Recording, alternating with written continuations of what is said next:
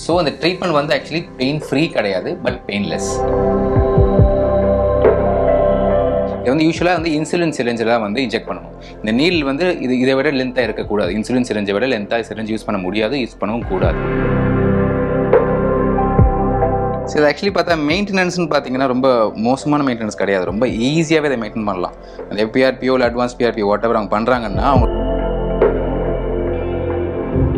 இதுக்கு வந்து age factor ஒன்று கிடையவே கிடையாது. அப் டு 70-60 கூட பண்ணலாம். ஆனால் என்னன்னா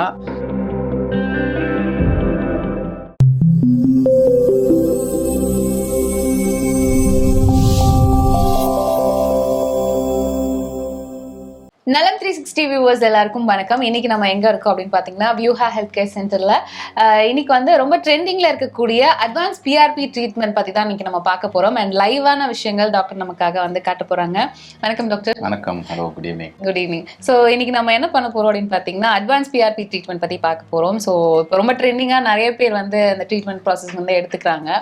ஸோ அந்த ட்ரீட்மெண்ட் ப்ராசஸ் லைவா இன்னைக்கு வந்து நம்ம பார்க்க போறோம் எப்படி இருக்க போகுது அப்படின்னு. ஸோ அதை பற்றி கொஞ்சம் சொன்னீங்கன்னா நல்லாயிருக்கும். எஸ், ஆக்சுவலி பார்த்தீங்கன்னா இப்போ ஹேர் ஃபாலுங்கிறது ரொம்ப பெரிய ப்ராப்ளமாக இருக்குது இப்போ இருக்கிற ஜென்ரேஷனில். அது எஸ்பெஷலி பார்த்தா 90s கிட்ஸ்க்கு பார்த்தீங்கன்னா ஹேர் ஃபாலுங்கிறது ரொம்ப பெரிய ப்ராப்ளமாகவே இருக்குது.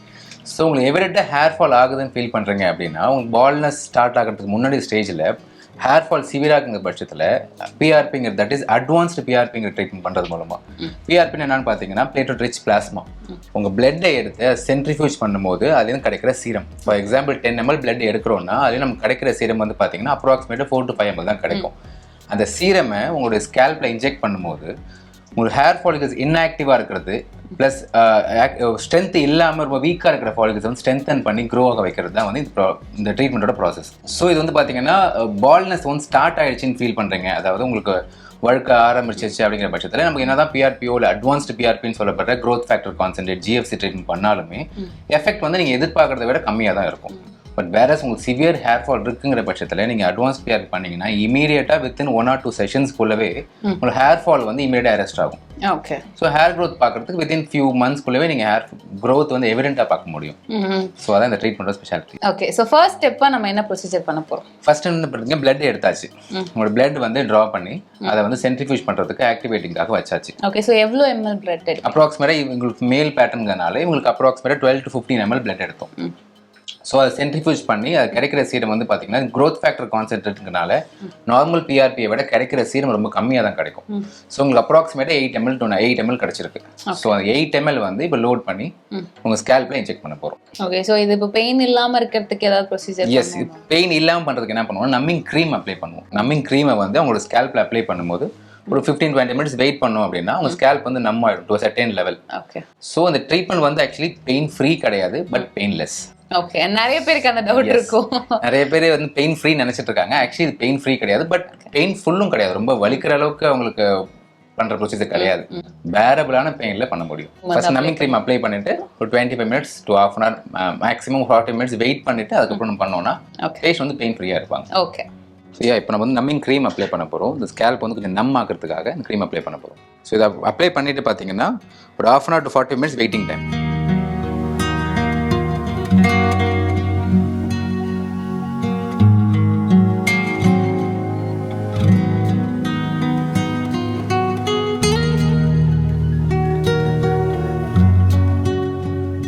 ஸோ இப்போ வந்து பார்த்தீங்கன்னா நம்மிங் க்ரீம் அப்ளை பண்ணி 45 minutes ஆச்சு. ஸோ ஸ்கேல்ப் வந்து இப்போ நம்ம இருக்கும். ஸோ அதே மாதிரி பிளட் எடுத்தோம் இல்லையா ஃபஸ்ட்டு, அதோட ப்ராசஸிங் டைம் வந்து 45 minutes to 1 hour maximum. So அது ப்ராசஸ் ஆகி நமக்கு ஜிஎஃப்சி அந்த லிக்விட் வந்து கிடச்சிருச்சு, சீரம் வந்து. ஸோ இப்போ time to inject serum. So இதுதான் அந்த சீரம் ஆக்சுவலி பார்த்தீங்கன்னா. இது வந்து கோல்டு சீரம் சொல்லுவோம். Gold serum is nothing but அதான் பிஆர்பிலேருந்து அட்வான்ஸ்டு பிஆர்பியில் க்ரோத் ஃபேக்டர் கான்சன்ட்ரேட்டை மட்டும் செப்பரேட் பண்ணி எடுக்கிற சீரம் இது. இது வந்து யூஸ்வலாக பார்த்தீங்கன்னா சென்ட்ரிஃபியூஜ் டைம் மட்டுமே ஒரு 1/2 an hour to 45 minutes வைக்கணும். அது தவிர ஆக்டிவேட்டிங் டைம் இருக்குது. ஸோ அதை முடித்து எடுத்தது தான் இந்த சீரம். இது வந்து யூஸ்வலாக வந்து இன்சுலின் சிரிஞ்செலாம் வந்து இன்ஜெக்ட் பண்ணணும். இந்த நீடில் வந்து இதை விட லென்த்தாக இருக்கக்கூடாது. இன்சுலின் சிரிஞ்சை விட லென்த்தாக சிரிஞ்சு யூஸ் பண்ண முடியாது, யூஸ் பண்ணவும் கூடாது. ஸோ இது சிரிஞ்சில் வந்து ப்ராப்பராக ஸ்கேல்பில் இன்ஜெக்ட் பண்ணும்போது அவங்களுடைய இன்ஆக்டிவான ஃபாலிகல்ஸ்லாம் வந்து ஆக்டிவேட் ஆகும்.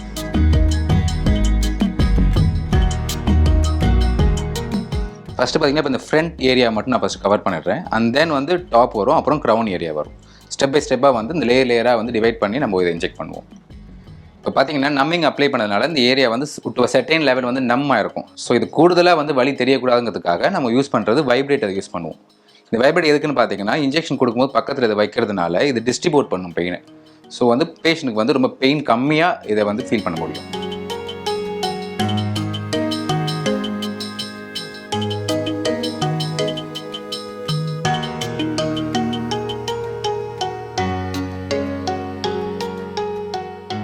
ஸோ பார்த்தீங்கன்னா இப்போ வந்து ஃபர்ஸ்ட் நம்ம ஃப்ரண்ட்ல ஏரியா கவர் பண்ணிட்டோம். இப்போ வந்து top area and then crown area cover பண்ண போகிறோம். ஸோ செக்மெண்ட்டாக போகும்போது அதே மாதிரி கிளைண்ட்டோடைய ரெக்குவயர்மெண்ட் பொறுத்து எங்கே வந்து அவங்களுக்கு ரொம்ப தின்னிங் ஜாஸ்தியாக இருக்குது, எங்கே ஹேர் ஃபால் சிவியராக இருக்கோ அந்த ஏரியாஸில் வந்து டபுள் இன்ஃபியூஷன் கொடுக்கறது நல்லது.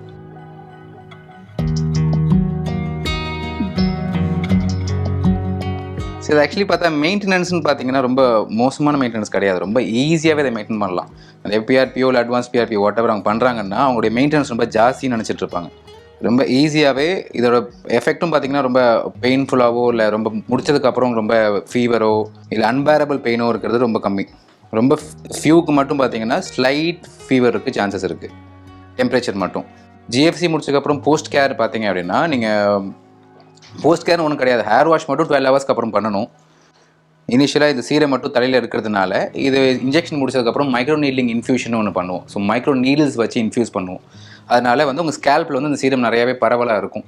ஸோ அதனால் நீங்கள் ஒரு 12 to 24 ஹவர்ஸ் மேக்ஸிமம் மட்டும் ஹேர் வாஷ் பண்ணாமல் இருந்தால் பெட்டர்.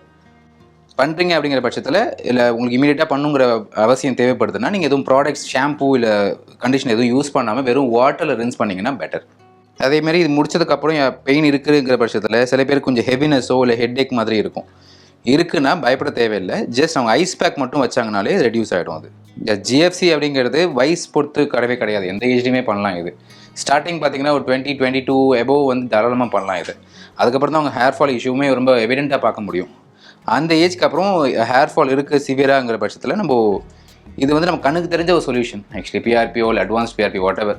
என்ன டிஃப்ரென்ஸ் இன்னொன்று பார்த்தீங்கன்னா இப்போ பிஆர்பிங்கிறது மினிமம் ஆஃப் 5 செஷன்ஸ் தேவைப்படும். ஆவரேஜாக ஒரு 5 செஷன்ஸ் பண்ணால் தான் கொஞ்சம் நீங்கள் மினிமலான டிஃப்ரென்ஸே பார்க்க முடியும். வேறஸ் ஜிஎஃப்சி பொறுத்த வரைக்கும், தட் இஸ் அட்வான்ஸ்டு பிஆர்பி பொறுத்த வரைக்கும் ஆவரேஜாக 3 செஷன்ஸ் பண்ணாலே போதும். ஸோ இதிலேயே வந்து உங்களுக்கு கொஞ்சம் மேஜர் டிஃப்ரென்ஸ் தெரியறதுக்கு சான்சஸ் இருக்குது. அதுவுமே ஃபஸ்ட் அண்ட் செகண்ட் செஷன் முடிச்சதுக்கு அப்புறமே ஹேர் ஃபால் வந்து அரெஸ்ட் ஆகிடும் 90% ஆஃப் பீப்புளுக்கு. ஸோ இன்ஜெக்ட் பண்ணதுக்கு உடனே இப்படி ஜென்டில் மசாஜ் கொடுக்கறது மூலமாக நம்ம கொடுக்குற இன்ஜெக்ஷன் வந்து வைடாக டிஸ்ட்ரிபியூட் பண்ணுறோம் அவங்க ஸ்கேல்பில். சர்டன் ஏரியாவில் மட்டும் அது லம்பாக இல்லாமல் டிஸ்ட்ரிபியூட் பண்ணுறதுக்காக இந்த ஜென்டில் மசாஜ் மட்டும் கொடுக்கணும் immediately after the injection. Age லிமிட்னு ஒன்று கிடையாது. 22 எபோவ் வந்து யார் வேணாலுமே பண்ணலாம், மேலா ஃபீமேல். அவங்களுடைய ஏஜ் இதுக்கு வந்து ஏஜ் ஃபேக்டர் ஒன்று கிடையாது. அப் டு 70-60 கூட பண்ணலாம். ஆனால் என்னன்னா யாருமே 30 இல்லை 40 எபோவ் வந்தாலே எனக்கு முடி போனால் போயிட்டு போகுது பரவாயில்லன்னு விட்டுறாங்க. அவங்க யாரும் இம்பார்ட்டன்ஸ் கொடுக்கறது கிடையாது 40+ அப்படின்னாலே. ஸோ அவங்க எந்தளவுக்கு அவங்க முடிக்கு இம்பார்ட்டன்ஸ் கொடுக்குறாங்கிறது பொறுத்து தான் வந்து நம்ம ட்ரீட்மெண்ட் பண்ணலாமா வேணாமல் டிசைட் பண்ண முடியும். ஸோ ட்ரீட்மெண்ட் டைம்னு பார்த்தீங்கன்னா ஃபஸ்ட் இனிஷியலாக பிளட் எடுக்கிறோம் இல்லையா, எடுத்ததுலேருந்து 1 to 1.5 hours maximum for the activation. இனிஷியலாக அந்த ப்ராசஸிங் அந்த சீரம் கிடைக்கிறதுக்கு நமக்கு 1 to 1.5 ஹவர்ஸ் மேக்ஸிமம் ஆகும். இன்பிட்வீன் நம்ம நம்மிங் க்ரீமும் அப்ளை பண்ணுறதுனால ஸோ ரெண்டுத்துக்கான டைம் வந்து பார்த்தீங்கன்னா மேக்ஸிமம் 1.5 ஹவர்ஸ். அதை தாண்டி ட்ரீட்மெண்ட்டோட ப்ரொசீஜர் டைம் பார்த்தீங்கன்னா ஹார்ட்லி 20 minutes தான். ஸோ இதோட இன்ஜெக்டிங் டைம் வந்து ஹார்ட்லி 20 minutes அந்த ட்ரீட்மெண்ட் ப்ரொசீஜர் முடிஞ்சிடும். அதோட வெயிட்டிங் டைம் தான் வந்து மோர் தென் 1 hour ஆகும். பிஆர்பிங்கும் போது ரொம்ப அஃபோர்டபுள் ரேஞ்சிலேயே உங்களுக்கு ஹார்ட்லி பார்த்தீங்கன்னா அவரேஜாக வெளில சார்ஜ் பண்ணுறது வந்து ஒரு 4,000 to 10,000 rupees வரைக்கும் பிஆர்பி மட்டுமே சார்ஜ் பண்ணுறாங்க. ஜிஎஃப்சின்னு பார்த்தீங்கன்னா அதோட அட்வான்ஸ் பிஆர்பின்னு சொல்கிறோம் இல்லையா, அது பார்த்தீங்கன்னா ஆவரேஜாக 8,000 20,000 வரைக்குமே வைடாக சேனலில் சார்ஜ் பண்ணுறாங்க எல்லாருமே. ஸோ இந்த பிஆர்பிங்கிறது தட் இஸ் அட்வான்ஸ்டு பிஆர்பிங்கிறது யாருக்கெல்லாம் பண்ணக்கூடாதுன்னு பார்த்தீங்க அப்படின்னா ஏஜ் ஃபேக்டர் கிடையாது. பட் கண்டிப்பாக வந்து அவங்களுக்கு பாடினஸ் ஸ்டார்ட் ஆகிடுச்சு, அதாவது அவங்க வழுக்கு வந்து ரொம்ப எவிடெண்ட்டாக தெரியுது, அதுவும் தட் டூ ஜெனட்டிக்கலாக இருக்குது. ஸோ மோர் தென் அவங்களுக்கு 50% ஹேர் போயிடுச்சுங்கிற பட்சத்தில் நம்ம என்ன தான் ஜிஎஃப்சி ஆர் பிஆர்பி பண்ணாலுமே எஃபெக்ட் ரொம்ப கம்மியாக தான் இருக்கும். ஸோ அது ஒரு ட்ரையாக வேணால் பண்ணலாம், ஒரு ஜஸ்ட் கிவ் அ ட்ரைங்கிற மாதிரி வேணால் நம்ம பிஆர்பியோ இல்லை அட்வான்ஸ்டு பிஆர்பிங்கிற ட்ரீட்மெண்ட் தான் பண்ணலாம். ஸோ இந்த பிஆர்பிங்கிறது நான் அப்போவே சொன்ன மாதிரி யாருக்கு பண்ண முடியாதுன்னா ஒன்ஸ் பால்னஸ் ஸ்டார்ட் ஆகிடுச்சு அப்படிங்கிற பட்சத்தில் அவங்க பண்ண முடியாது. அதே மாதிரி எப்போ பண்ணணும்னு பார்த்தீங்கன்னா உங்களுக்கு சிவியர் ஹேர் ஃபால் இருக்குது எவிடெண்ட்டாக நீங்கள் ஃபீல் பண்ணுறீங்க அப்படிங்கிற பட்சத்தில் நீங்கள் இமீடியட்டாக பிஆர்பி அட்வான்ஸ்டு பிஆர்பி பண்ணுறது மூலமாக உங்களுடைய ஹேர் லாஸ் வந்து இமீடியட்டாக அரெஸ்ட் ஆகும். ஒன்ஸ் உங்களுக்கு ஹேர் லாஸ் ஆகிறது ஆயிடுச்சு, யூ லாஸ்ட் அப்படின்னா அந்த ஹேர் லாஸ்டான ஹேரை திரும்பி ரீகெயின் பண்ணுறது ரொம்பவே டிஃபிகல்ட்டான ப்ராசஸ். ஸோ உங்களுக்கு எவிடெண்ட்டாக தெரிஞ்சு ரொம்ப ஹேர் ஃபால் இருக்குதுன்னு நினைக்கிறீங்கன்னா நீங்கள் time to do the PRP treatment.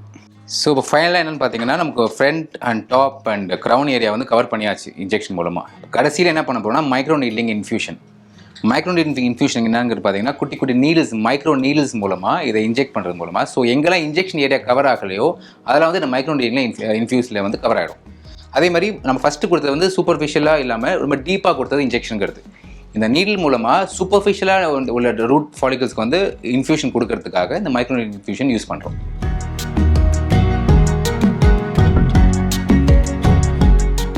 So treat முடிச்சோன்னு பார்த்தீங்கன்னா உங்கள் ஹேர் வந்து இப்படி ஃப்ரிஸி ஆகிடும். ஏன்னா பிளட் நம்ம யூஸ் பண்ணுற சீரம் இல்லையா, ஸோ அதனால் உங்கள் ஹேர் வந்து ரொம்ப ஃப்ரிஸி ஆகிடும்.